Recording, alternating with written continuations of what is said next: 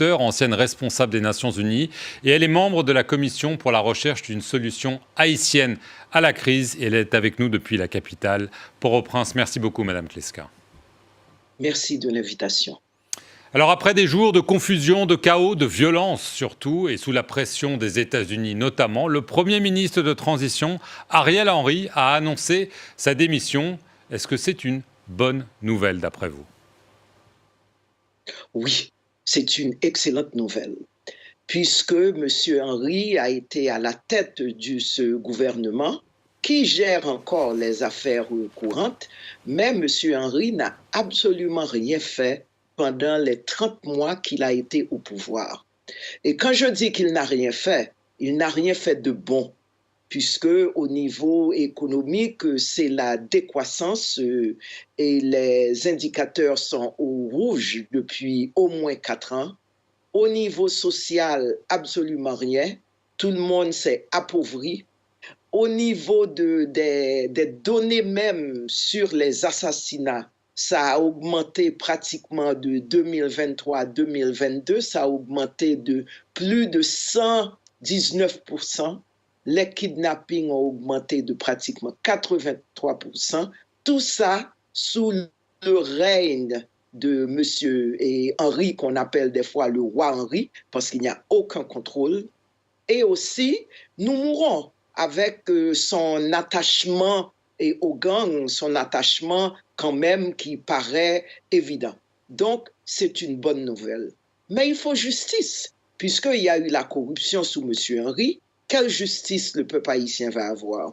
Il y a eu des milliers de fillettes et de femmes qui ont été violées. Quelle justice elles vont avoir? Comment penser leur traumatisme? Comment penser tout ceci? Et les meurtres. Il y a par exemple, quand il y a des enterrements, il y a des mères et des pères qui disent « Voilà ce que M. Henry a fait à ma famille. Ils ont tué mon enfant. » Quelle justice? Puisque le peuple haïtien doit avoir justice aussi. Donc oui, encore une fois, c'est une bonne nouvelle, mais M. Henry nous a fait tellement de tort qu'il nous a amenés à une catastrophe avec ses alliés des gangs et avec ses alliés de la communauté internationale, dont la France, puisque l'ambassadeur français a été quand même très présent pour dire « Monsieur Henry, c'est celui qui est légitime, Monsieur Henry, c'est celui qui doit travailler pour Haïti. » Donc voilà où nous en sommes aujourd'hui. Donc oui, une bonne nouvelle, mais nous ne sommes pas encore sortis de l'auberge. Il y a beaucoup de chaos construit, mais nous allons travailler pour ça. Nous sommes dans la résistance. Alors, vous avez mentionné les gangs. N'est-ce pas quand même une forme de victoire des gangs? On sait notamment que le chef du G9, Jimmy Cherizier, dit Barbecue, avait demandé la démission d'Ariel Henry et il s'en félicite. Est-ce que ce sont eux qui ont fait tomber Ariel Henry finalement? Bon, ils ont peut-être contribué, mais attention, nous, les membres de la population, nous demandons le départ d'Ariel Henry depuis des mois et des mois. Il y a eu des manifestations en 2022, il y a eu des manifestations même en 2021. Mais en 2023, il y a eu des manifestations. En janvier et en février de cette année, il y a eu des manifestations. Donc attention, le peuple haïtien a demandé le départ de Ariel Henry. Ça, c'est la première chose. Mais qu'est-ce qui le tenait? C'était cette communauté internationale.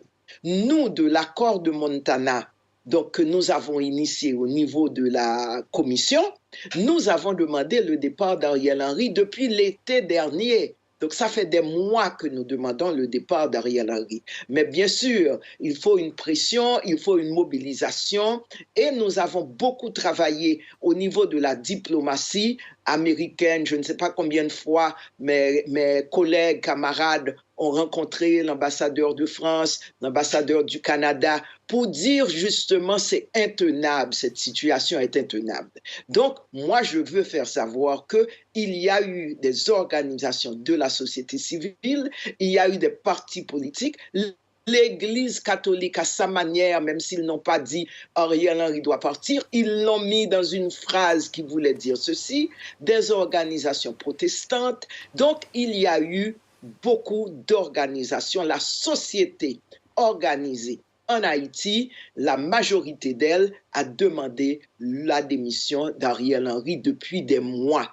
Et ça s'est amplifié autour de cette dernière semaine. Donc, il ne faut pas négliger ceci quand on parle d'Haïti.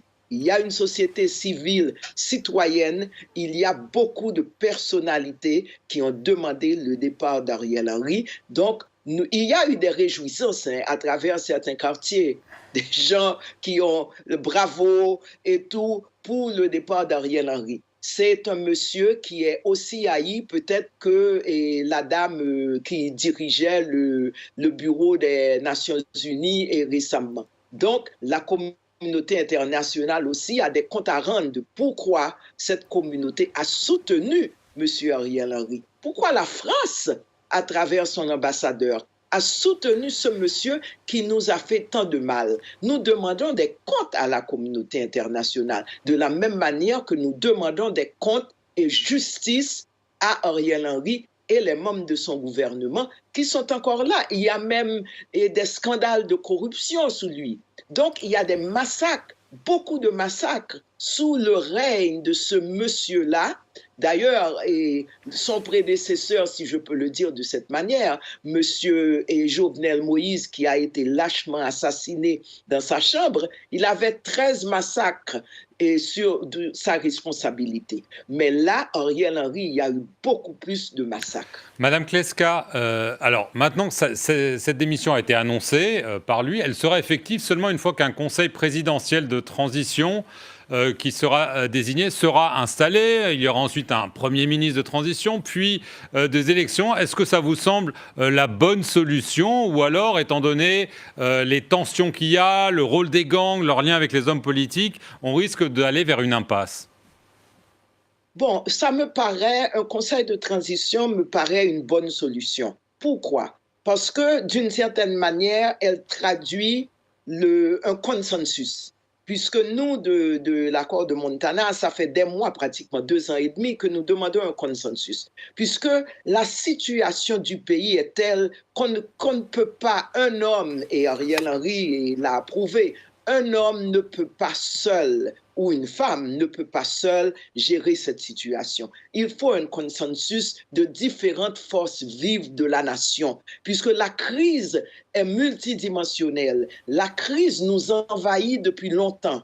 Donc, il faut un consensus. Et un conseil de ce genre pourrait, et je dis pourrait, puisque la crise est telle qu'on ne peut pas dire que si on met 5 personnes ensemble ou 7 personnes ensemble, que ça va travailler. Il faudra vraiment une très, très, très forte dose d'humilité. Il faudra une très, très, très forte dose comment j'aurais pu dire, de négation de soi pour dire que c'est le peuple haïtien. On est au service du peuple haïtien et on est au service de la République. Madame Donc Kleska, ça, c'est quelque chose d'important au-delà du consensus. Alors, pour être membre du Conseil de transition, il ne faudra être ni inculpé ni sous sanction de l'ONU. Et il faudra aussi ne pas s'opposer au déploiement de la force multinationale qui a été décidée par le Conseil de sécurité de l'ONU. Est-ce que ça vous paraît être des bonnes conditions de façon à garantir que ce Conseil soit viable et respecté par tous? Bon, il y a certaines valeurs qui sont traduites et la Constitution, et on parle aussi, la Constitution de 1987. Mais attention, moi je ne suis pas d'accord avec cette idée que dans un document, dans un conseil de transition, dans un accord, puisque ce sera un accord entre des forces politiques et de la société civile, même si nous avions souhaité que ça soit plutôt la société civile, qu'il y ait cette partie qu'on accepte une force d'occupation pratiquement. Moi, je ne suis pas d'accord. Moi, je l'appelle carrément une force d'occupation et nous savons ce qu'elles ont donné. Donc, même si au niveau de la majorité, on va voir ce que la majorité dit, mais nous, je pense que c'est un problème réel pour nous. À ce niveau-là, moi, je ne suis pas d'accord et la majorité de mes camarades de l'accord de Montana ne sont pas d'accord avec ceci. Même si nous reconnaissons qu'il y a un besoin de soutien. il y a un besoin d'aide. Mais nous ne pouvons pas conditionner ceci à un accord qu'une résolution des Nations Unies. Résolution des Nations Unies, bon, c'est la résolution des Nations Unies. Mais de là à imposer ce genre de choses dans l'accord, moi, je ne suis pas du tout d'accord. Juste, dernière question, parce qu'on n'a plus beaucoup de temps. Est-ce que vous pensez qu'on a évité le pire en Haïti, ou est-ce qu'on est quand même dans une situation de quasi-guerre civile? Moi, je dis qu'on est dans une situation de quasi-guerre civile. D'une part, il y a ce gouvernement qui est en guerre contre la population, puisqu'il n'a rien fait pour nous. Au contraire, il nous a lâchés là. Et deuxièmement, il y a des gangs qui sont aussi contre cette population, en guerre contre la population. Donc, nous sommes là, effectivement, dans une situation de guerre civile. Moi, comme tous les autres, nous sommes terrés chez nous depuis 2 semaines. Nous sommes otages, nous ne pouvons pas sortir. Nous avons peur qu'on va venir nous violer, nous tuer. Donc, nous sommes effectivement dans une situation de guerre civile où il y a des gangs, vos images le montrent, qui sont avec des guns, ce qu'on appelle les manches longues en Haïti, mais qui sont avec des fusils et de ce genre qui nous tuent. Donc oui, nous sommes dans une situation de guerre civile et c'est la raison pour laquelle, en priorité, il va falloir pacifier, il va falloir ramener une sécurité, il va falloir nous mettre à l'aise pour qu'on puisse sortir, pour qu'on puisse vaquer à nos occupations, pour que les enfants puissent aller à l'école.